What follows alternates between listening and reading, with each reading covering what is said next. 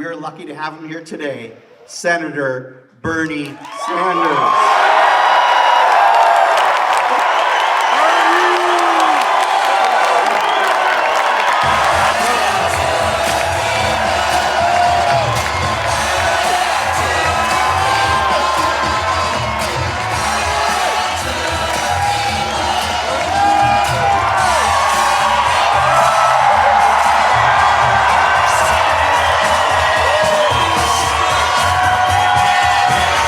Thank you, Kenosha!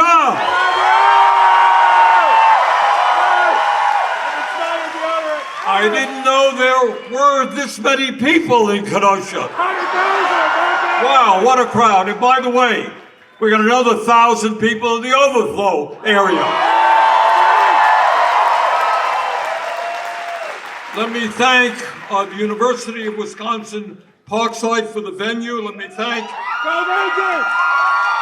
Kinsella and Pulse LLC for the music. Laura Jane Grace for the music. Lori, Ellen, Randy, and Congressman Mark Buchan for their great remarks.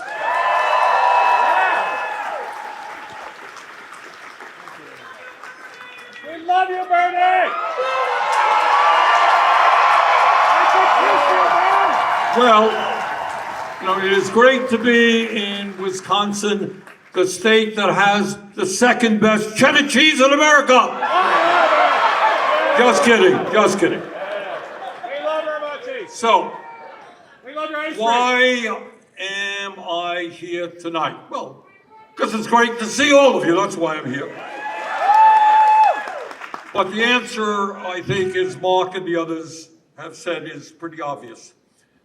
As most Americans know, we are living in a pivotal and dangerous moment in American history. And we are facing unprecedented challenges. The world is shifting rapidly every day, something new, shifting rapidly under our feet. And how we respond to all that is going on right now will impact not only our lives, but the lives of our kids and future generations. And in terms of the planet and climate change, it will depend. What we do now will determine whether the planet actually survives.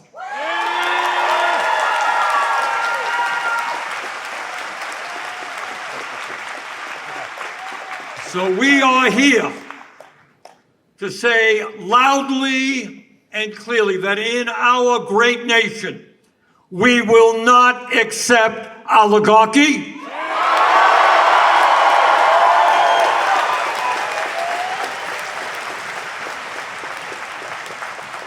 We will not accept authoritarianism.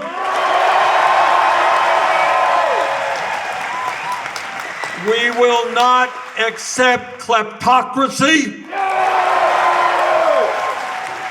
We're here to make it clear that we're going to fight back and we are going to win.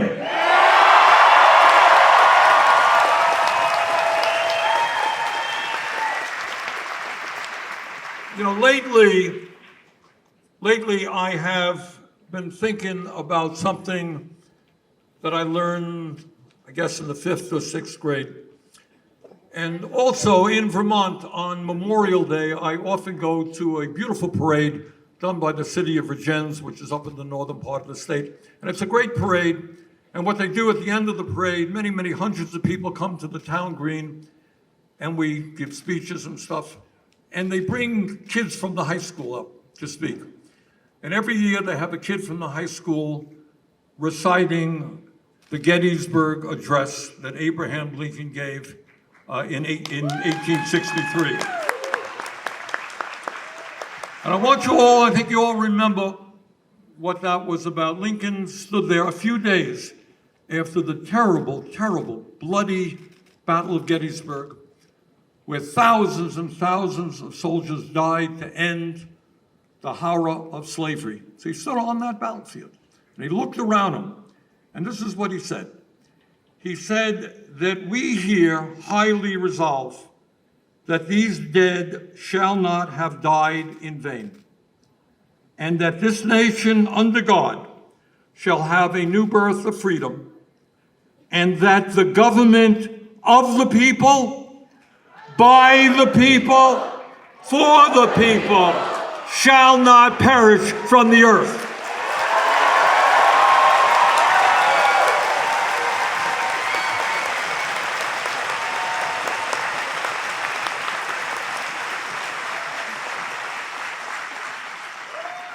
Well, brothers and sisters, that is precisely why I'm here in Kenosha tonight, to do my best, along with you, to see that a government of the people, by the people, for the people, shall not perish from the earth.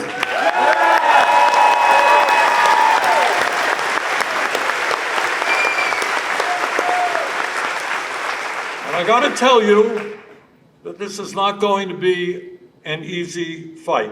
And I want to tell you what we are up against. I want you to think back some 6 or so weeks ago when Trump was inaugurated for his second term. Now, if you remember that, I was there.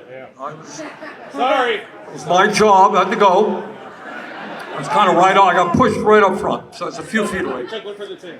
And standing right behind Trump as he took his oath of office were the 3 wealthiest men in America. You remember that? Yep. Elon Musk, Mr. Bezos, and Mark Zuckerberg. But it's not just that the 3 wealthiest people in America are right behind them. Because right behind them, there were 13 other billionaires who Trump had nominated to head major government agencies. And I don't care whether you're a Democrat or Republican or an independent, you're conservative, progressive, whatever you are. There you had President Trump telling the whole world that that administration, his administration, is a government of the billionaire class, by the billionaire class, and for the billionaire class. And that is what we are taking on, people with endless wealth. My friends, for years I have been talking about how America has been moving toward an oligarchy. Well, we're no longer moving toward that oligarchy. Today we are living in that oligarchy, and we say no.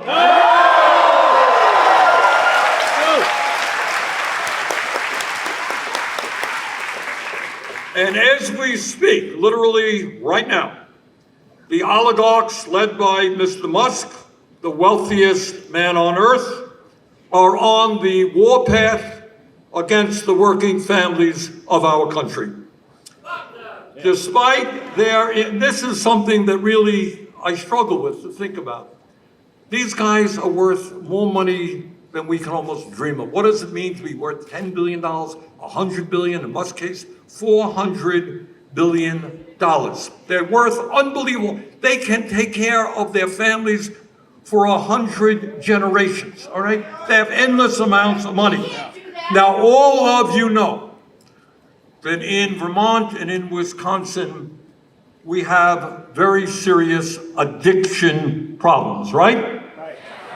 We got people, horribly, we're seeing drug overdoses, people who are addicted to drugs, addicted to alcohol. Alcohol's a serious problem. We got tobacco addiction, we got food addiction, we got a lot of addiction in this country. But I will tell you, the most serious addiction that we have is that we are looking at an addiction of greed on the part of the ruling class of this country.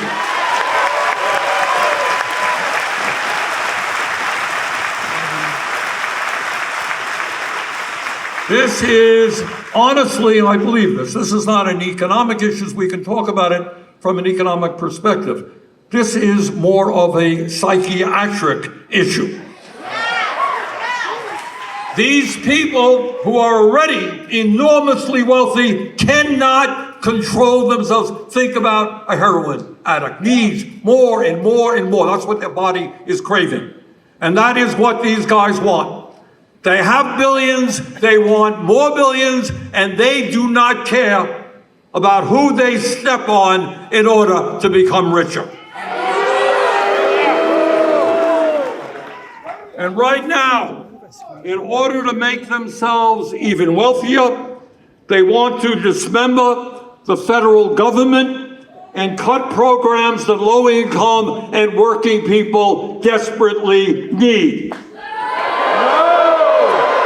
And you know why they are doing that? They want to cut these programs so that they can give the 1% $1.1 trillion in tax breaks. Yeah. They're looting the country. Now, how do they do that? What's their plan? Well, their plan is to cut Medicaid by $880 billion. Now, what does that mean? It means that millions of kids will be thrown off of the health care that they have.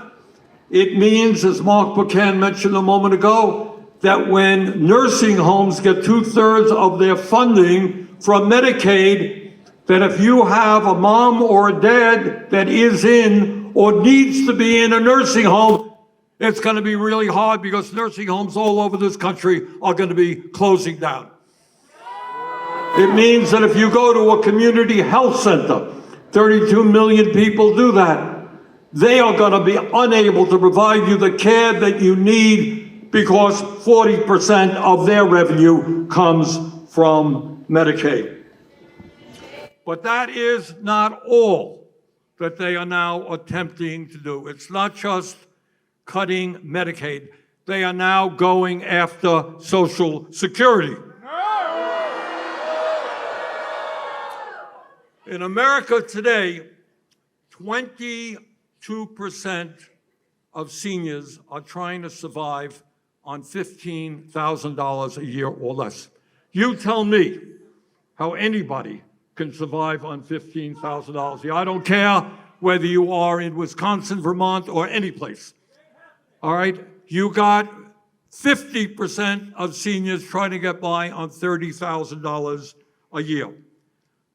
Right now, because of the inadequate funding of the Social Security Administration, they are understaffed right now.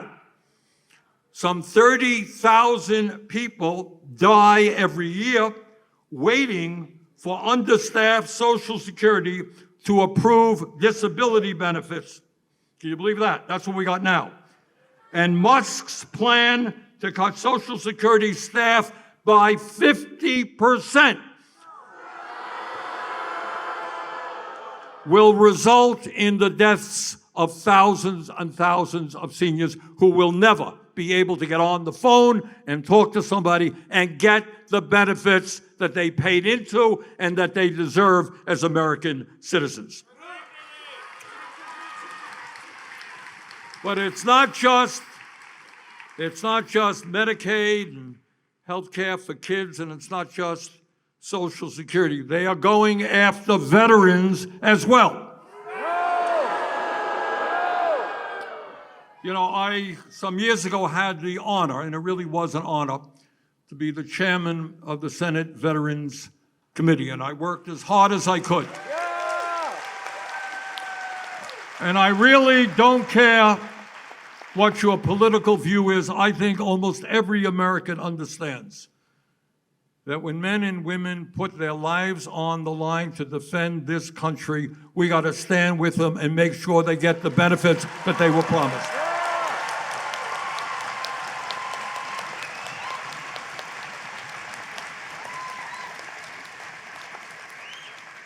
And just a few days ago, the Trump administration announced that they were going to lay off 83,000 employees at the Veterans Administration.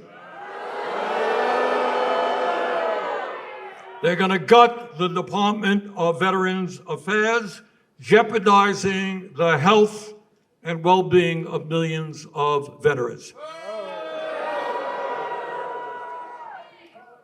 Today, it's not just me. Today, the Veterans of Foreign Wars issued a statement, and I quote, "We now call upon VA to reconsider its planned reduction of 83,000 employees and thoroughly review any proposed cuts prior to rolling out further announcements like this," end of quote. I stand with the VFW.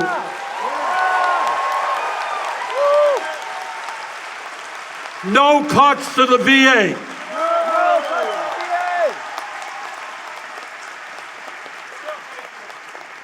Trump and Musk want to dismantle the Department of Education.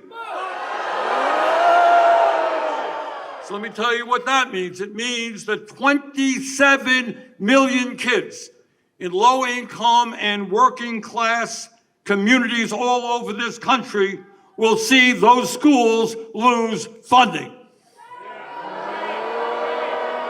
Those schools are struggling now, and the situation will only get worse. Right now, all over America, low-income, working-class kids are trying to figure out, they want to get a higher education. They have the dream of going to college. Well, they're going to kill the Pell Grant program as well. And on top of all of this, is part of their effort to cut programs so that they can give tax breaks to billionaires, they want to go after nutrition programs to the tune of $230 billion.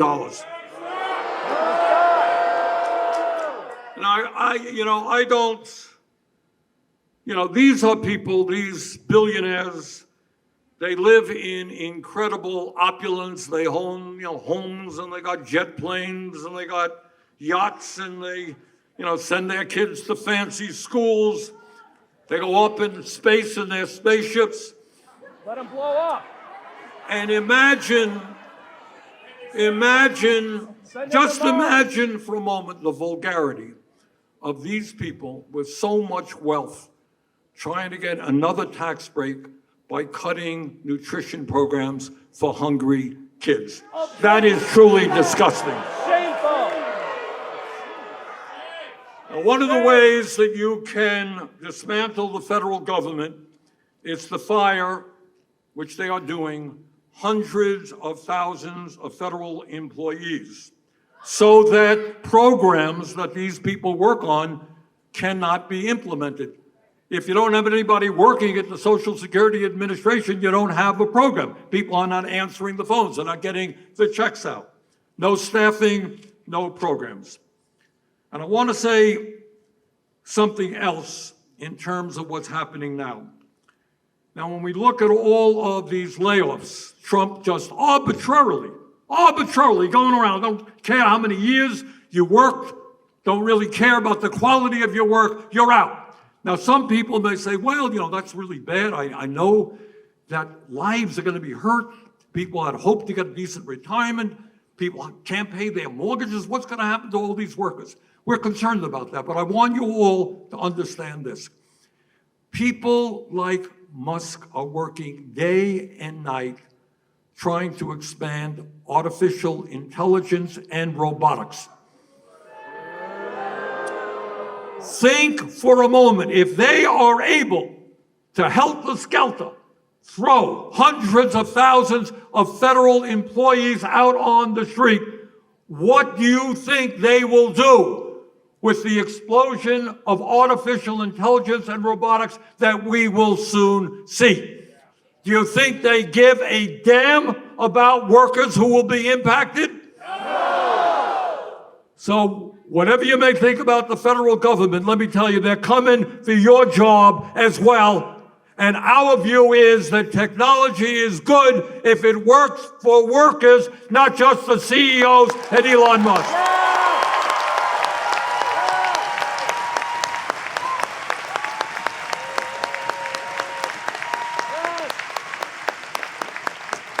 Technology opens the opportunity for a shorter work week. And we have got to stand together. I introduced the bill last year for a 32-hour work week with no loss of pay.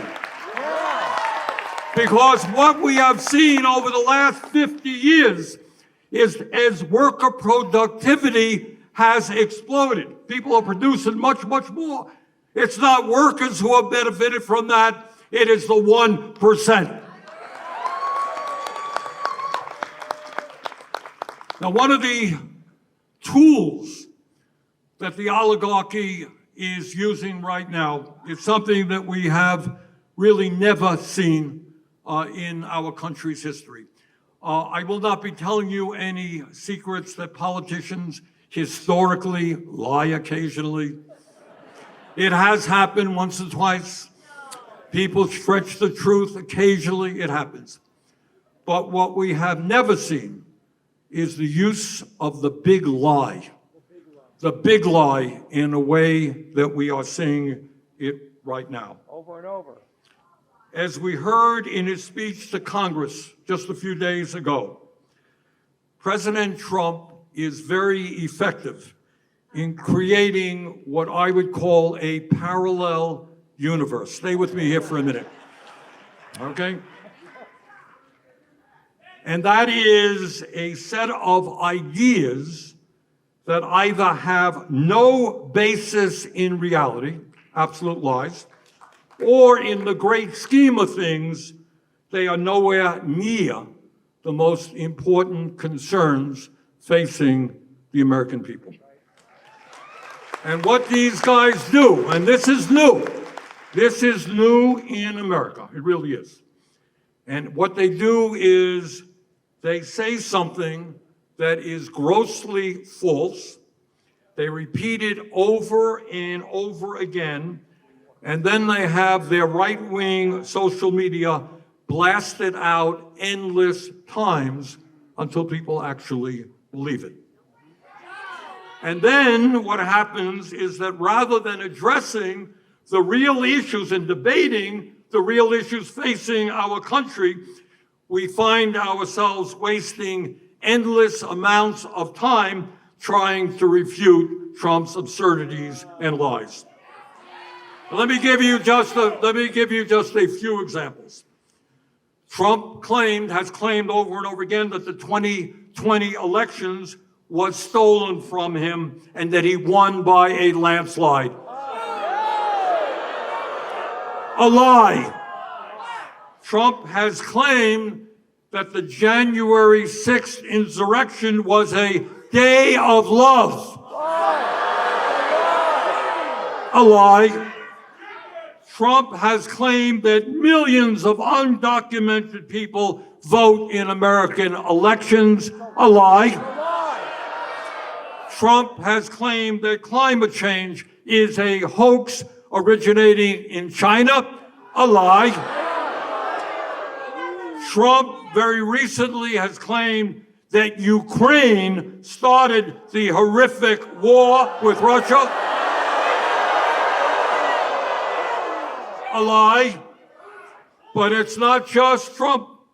Elon Musk defeated a very important bill before Trump took office by claiming that that legislation, which had been worked on, because I was involved in it, for months by Democrats and Republicans fighting, arguing, finally came to what we call a continuing resolution, which included some very important health care provisions that I had worked on. And he said, you gotta defeat that bill because it's giving a 40% wage increase, salary increase to members of Congress. A total, absolute lie. It's a 3.4% increase, not a 40% increase. He lied. And this week, in his speech to Congress, Trump once again repeated the claim that Musk started, that zillions and zillions of dead people between the ages of 100 and 300 are receiving Social Security checks. Now, why are they doing that? This is an outrageous lie. And in my view, he does this in order to lay the groundwork for cuts to Social Security and, in fact, dismantling the most successful and popular and important program in American history. And that is, so what their goal is, and I want you all to know it, if you disparage a program and you say to me, oh, thing is fraud, it's terribly run, people are going to say, well, gee, why do we keep this program? That is their goal, and we're not going to let them get away with that, because we know that millions and millions of seniors are kept out of poverty because of Social Security. We're not going to let them destroy it.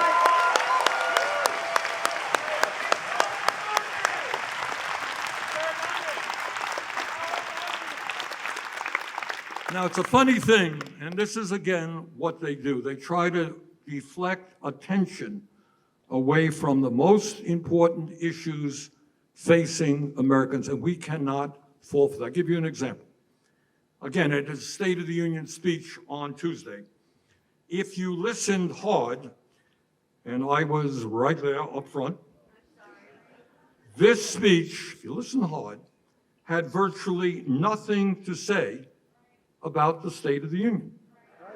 It went on for 100 minutes. I think it was the longest speech in the history of speeches to Congress. And yet somehow after 100 minutes, he ignored virtually every major issue facing the working class of this country.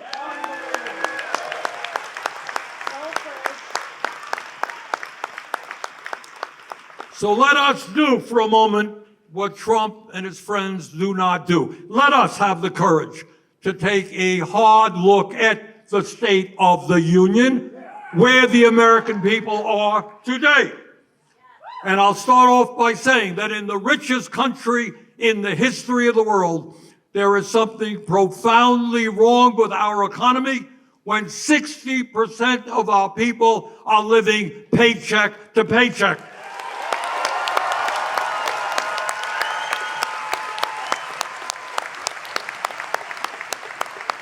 Now, unlike Donald Trump, I grew up in a family that lived paycheck to paycheck, and I grew up in a rent-controlled apartment, so I know something about living paycheck to paycheck. And what that means, as many of you know, is that today millions of Americans worry about how they're going to pay their rent. They worry about how they're going to afford child care. They worry what's going to happen if their kid gets sick or their mom or dad can't afford prescription drugs. They worry about what happens when the car breaks down. You need to put $1,000 to get the car going. If you don't have the $1,000, you can't get to work. If you can't get to work, you lose your job. If you lose your job, what the hell happens to your family?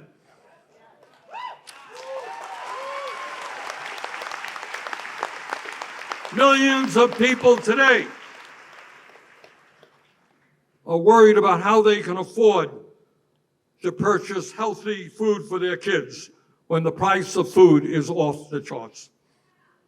Funny, I didn't hear one word from Donald Trump about the economic realities facing 60% of our people, or the enormous stress that they are living under. But that is not all. Today in America, everybody knows that our health care system is broken. Am I right?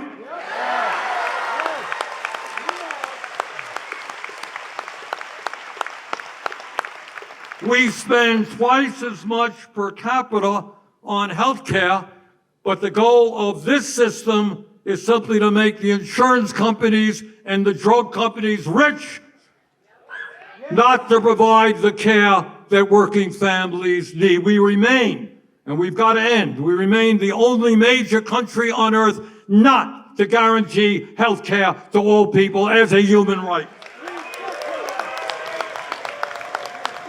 Now, I listened to Trump I listened to Trump for over an hour and a half, and he had not one word to say about an issue that torments tens of millions of people, the outrageously high cost of health care in America. Nor did I hear the president talk about how 1 out of 4 Americans cannot afford the prescription drugs their doctors prescribe. I hope you all know that we pay the highest prices in the world for prescription drugs, in some cases 10 times more for the same exact drug as Canadians or Europeans or the Japanese pay.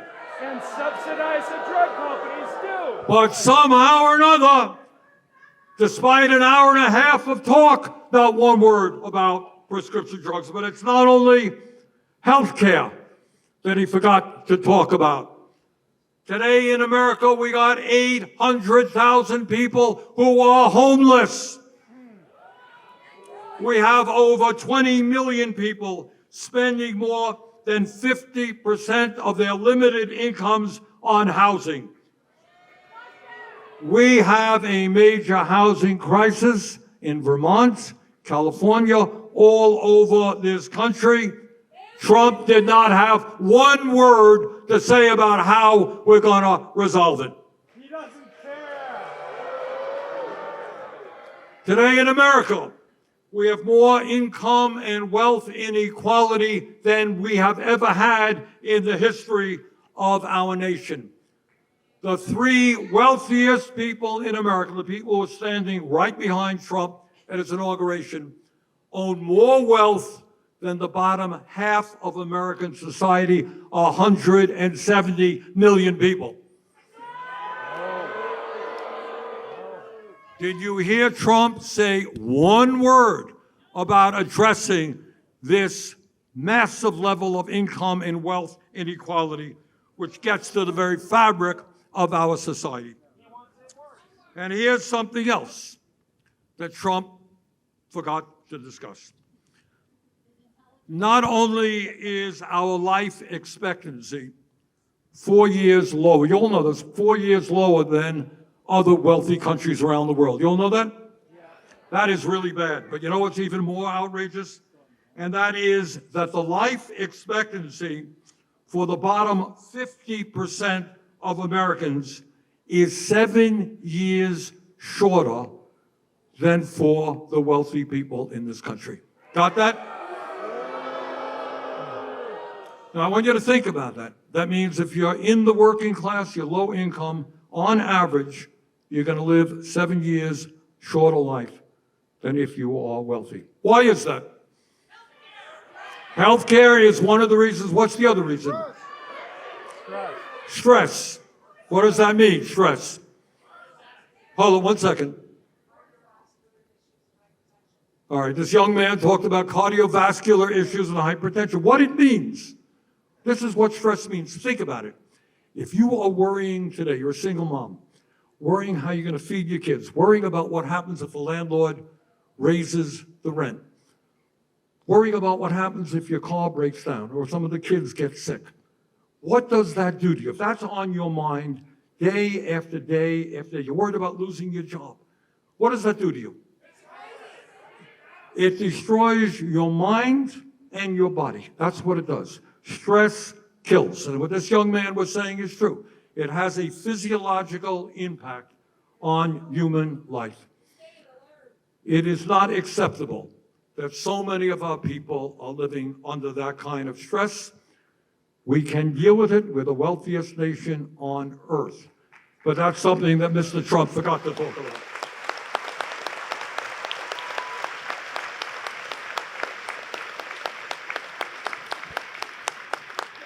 And scientists will tell you that climate change is an existential threat to our planet. And economists will tell you that we can create millions of good-paying jobs, transforming our energy system away from fossil fuel to energy efficiency and sustainable energy.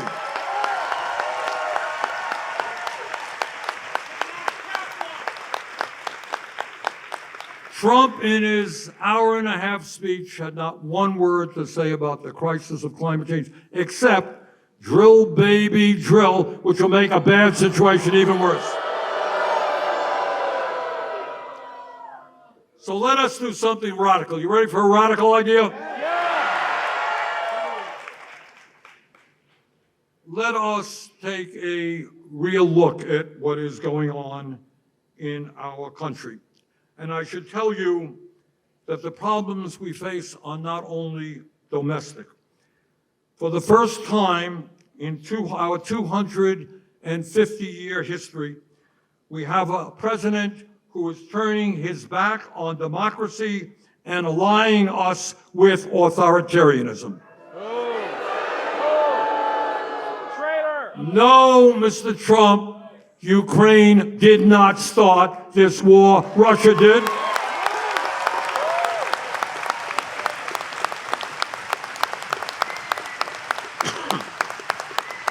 No, Mr. President, Zelenskyy is not a dictator. Putin is.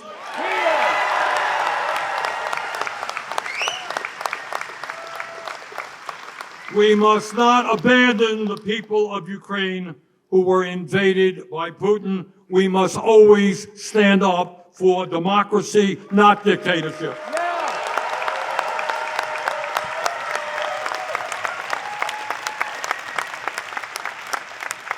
But as we go forward in this struggle, it's not good enough to be on the defensive, to take Trump on every day, which is what we got to do. We've got to do something else. We have got to come up with the ideas and the agenda that working people all over this country support.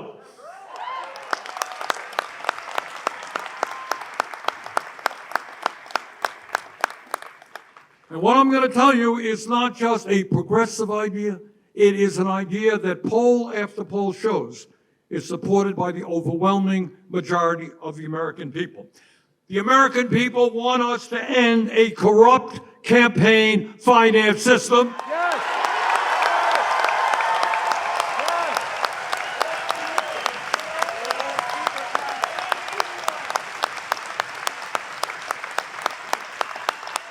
We are not a democracy when billionaires like Musk and others in both political parties can buy elections.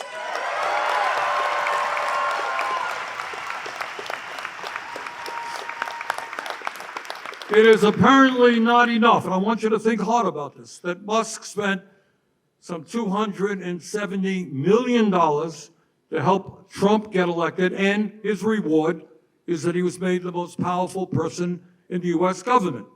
But it goes beyond that, as bad as that is.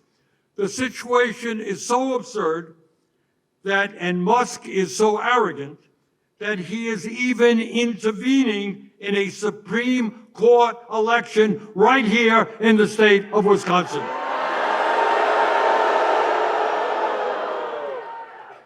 Against a candidate who has the very, very extreme idea that maybe women should be able to control their own bodies, not the government.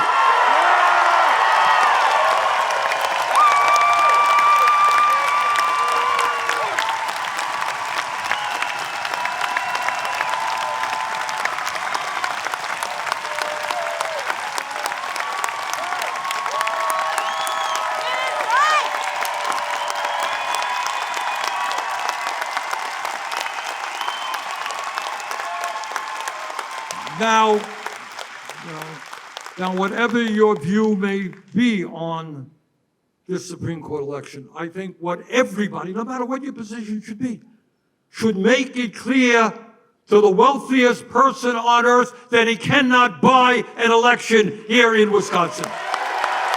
Nowhere. Nowhere.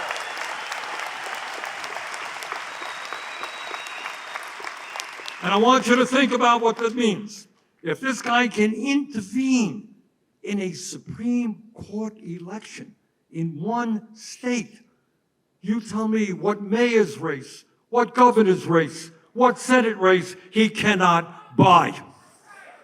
So we have got to deal with this corrupt campaign finance system. We've got to overturn Citizens United. Yes.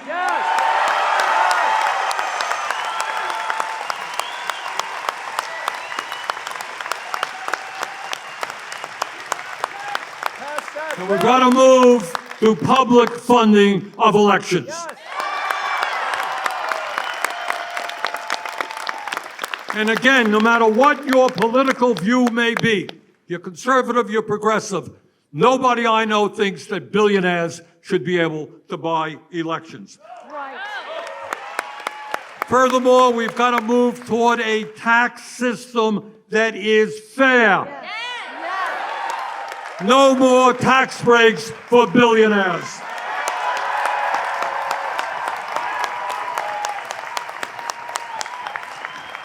When tens of millions of Americans are working for starvation wages, when the federal minimum wage is $7.25 an hour, we've got to raise that wage to a living wage, at least $17 an hour.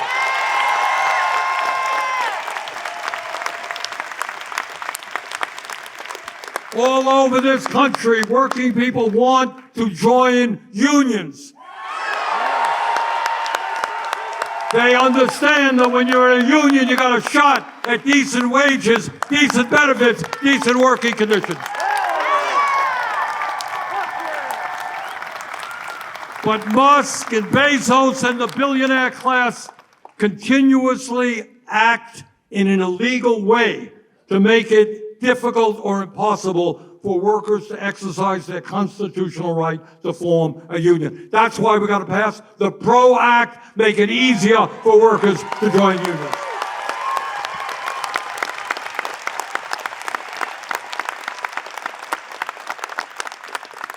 Musk and Trump and these guys are in the business of cutting Social Security. Our view is that when millions of seniors today are finding it hard to keep their homes warm or buy the food they need, we're not going to cut Social Security. We're going to expand Social Security by lifting the cap on taxable income.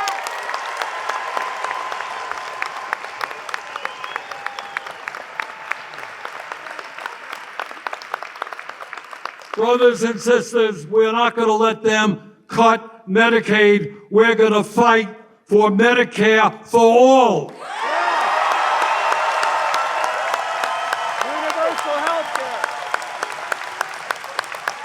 care. Again, whether you're conservative, Republican, progressive, whatever you may be, people understand that whether you're rich or you're poor or you're middle class, everybody needs health care. Health care is a human right, not a privilege.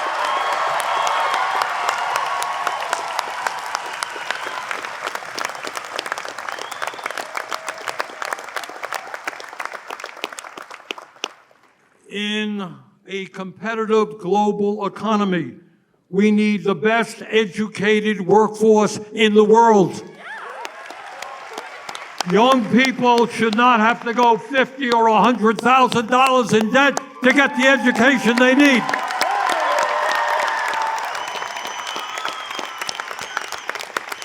All over the world, countries understand they need their kids to get a quality education. That's why we've got to make public colleges and universities tuition-free and forgive student debt.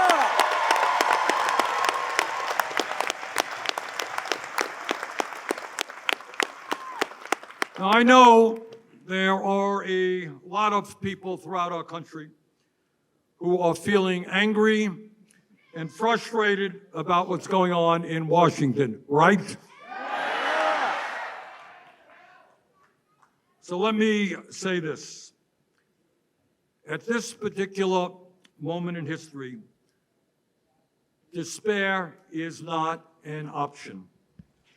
Giving up is not acceptable. None of us have the privilege of hiding under the covers as much as we might want to do that.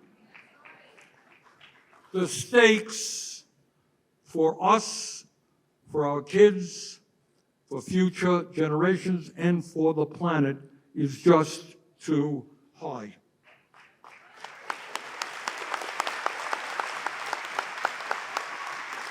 And in these difficult moments, and they are difficult, let us never ever forget that real change only occurs when ordinary people stand up against oppression and injustice.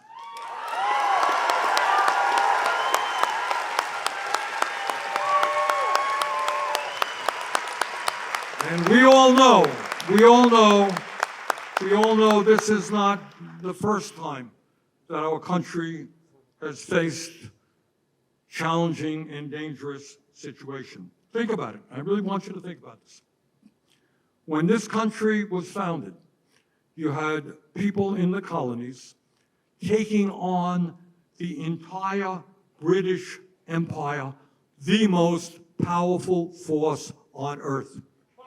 They stood up, they took on the King of England, and they won.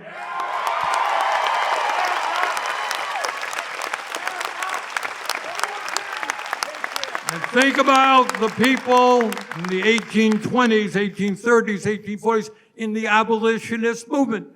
They said slavery is a human abomination, and we're going to get rid of it. And they had to take on everybody, enormously powerful people. And hundreds of thousands of people died in that Civil War to make that happen. But they won. Slavery was abolished.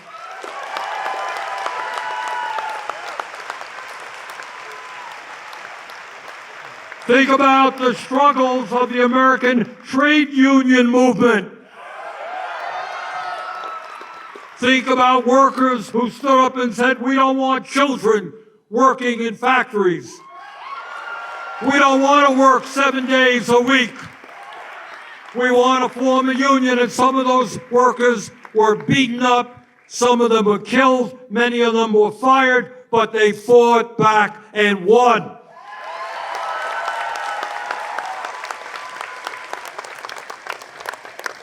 Think about Dr. King and the Civil Rights Movement. And all of those people who went to jail to fight segregation, and they won.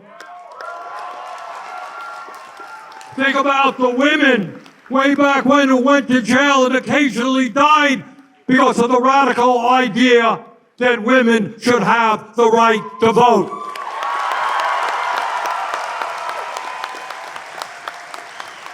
And they won. When you think about the environmental movement, the gay rights movement, and many other movements. So yes, the oligarchs are enormously powerful. They control the economy. They control our political system to a large degree. They have enormous influence over the media. But from the bottom of my heart, I am convinced that they can be beaten.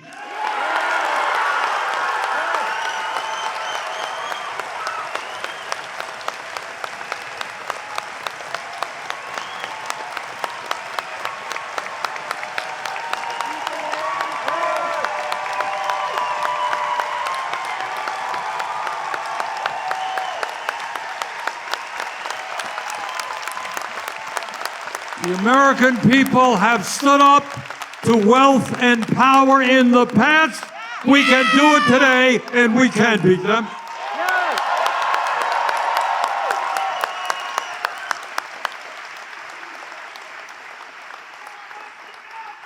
If we stand together and not let Trump and his allies divide us up by the color of our skin, or where we were born, or our religion, or our sexual orientation. If we bring our people together, if we create an agenda that works for all and not just the few.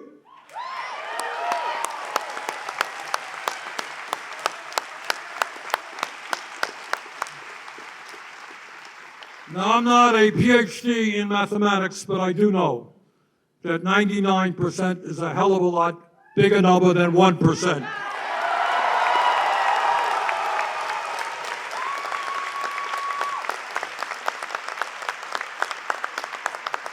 So let me conclude by saying this. I hope very much that... What? Oh. All right, you're right. Look, I will be introducing legislation very shortly to prevent any more funding for the Netanyahu government to kill it.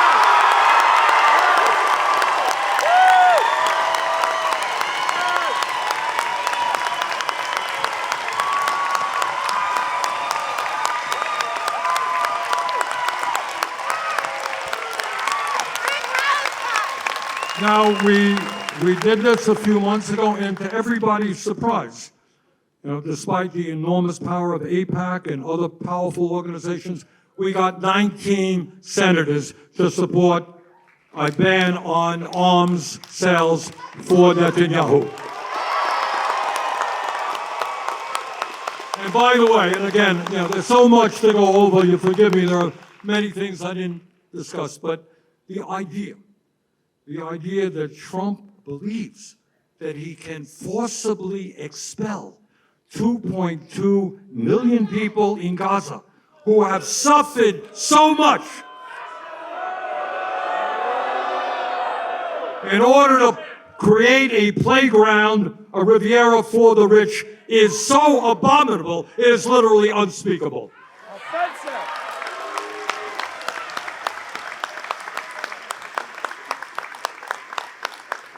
All right, so here's what we're going to do. We're not going to leave you guys alone. We're going to keep pestering you. We hope you come out and you vote on that Supreme Court election.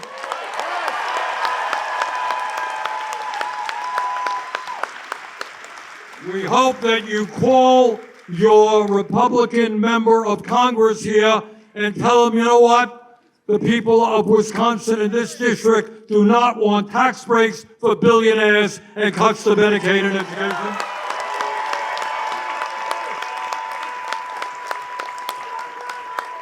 And you know what? I think it would be a great idea for your congressman to hold a town meeting right here.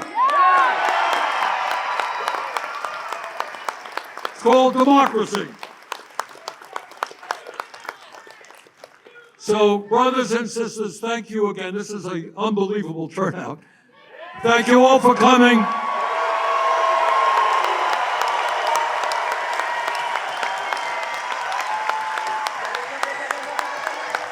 Let's go forward together. We're going to win this thing. Thank you.